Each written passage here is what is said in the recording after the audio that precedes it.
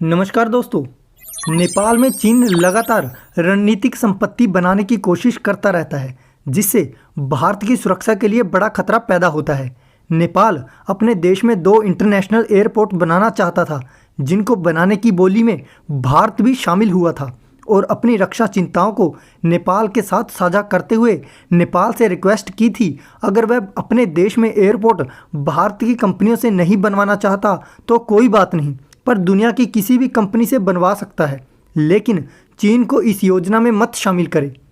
भारत की रिक्वेस्ट के बावजूद नेपाल ने चीन को अपने देश में एयरपोर्ट बनाने का टेंडर दे दिया, क्योंकि चीन ने नेपाल के भैरवा में $76 मिलियन गौतम इंटरनेशनल एयरपोर्ट और पोखरा इंटरनेशनल एयरपोर्ट बनाने के लिए $215 मिलियन का सॉफ्ट लोन दिया था और इसका निर्माण भी चीन के north west civil aviation airport construction company द्वारा किया गया था, जिनका उद्घाटन मई 2022 में कर दिया गया था।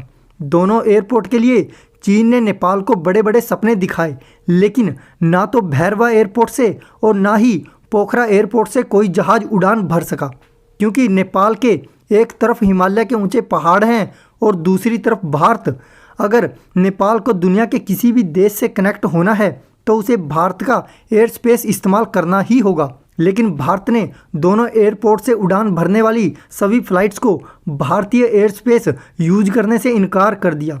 कोई भी हवाई जहाज वर्तमान में दोनों हवाई अड्डों के लिए और वहां से किसी भी अंतर्राष्ट्रीय उड़ान का संचालन नहीं कर रहा, जिस वजह से जल्द ही आर्थिक रूप से दोनों एयरपोर्ट यूजलेस साबित हो जाएंगे। भारत वर्तमान में केवल नेपाल से बाहर निकलने वाली अंतर्राष्ट्रीय उड़ानों के लिए मार्ग के उपयोग की अनुमति देता है। भारत नेपाल से आने और जाने के लिए हवाई मार्गों की अनुमति देने के खिलाफ नहीं था, पर अपनी सुरक्षा चिंताओं को देखते हुए भारत को ऐसा फैसला लेना पड़ा, क्योंकि चीन इस तरह की परिस्थितियों का लाभ उठाने के लिए जाना जाता है, जैसा कि उसने श्रीलंका में हम्बनटोटा बंदरगाह के मामले में किया था। नेपाल में चीन द्वारा बनाए गए एयरपोर्ट नेपाल के गले की फांस की हड्डी बन गए हैं। ये अरबों डॉलर के प्रोजेक्ट बिना भारत की मदद के सफ़ेद हाथी साबित हो गए हैं। नेपाल के प्रधानमंत्री पुष्पक कमल दहल प्रचंड ने चीनी अधिकारियों की मौजूदगी में पोखरा एयरपोर्ट का उद्घाटन तो कर दिया, लेकिन वहां अंतर्राष्ट्रीय उड़ानों के आने और जाने के आसार दूर दूर तक दिखाई नहीं देते।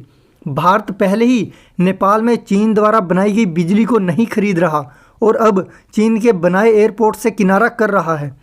नेपाल को शिकार बनाकर चीन भारत की जासूसी करना चाहता है, लेकिन भारत ने चीन के बनाए प्रोजेक्ट के इस्तेमाल से खुद को अलग कर लिया है। इससे नेपाल की अकल ठिकाने आ गई है। नेपाल ने इस योजना के लिए चीन के बैंकों से अरबों डॉलर का कर्ज ले रखा है और चीन का कर्ज चुकाने के लिए नेपाल को अगले 20 साल तक दांतों तले चने चबाने पड़ेंगे। और दोस्तों, आप सभी का क्या मानना है? अपने विचार कमेंट्स में ज़रूर बताना और इस चैनल को लाइक, शेयर और सब्सक्राइब करना मत भूलना।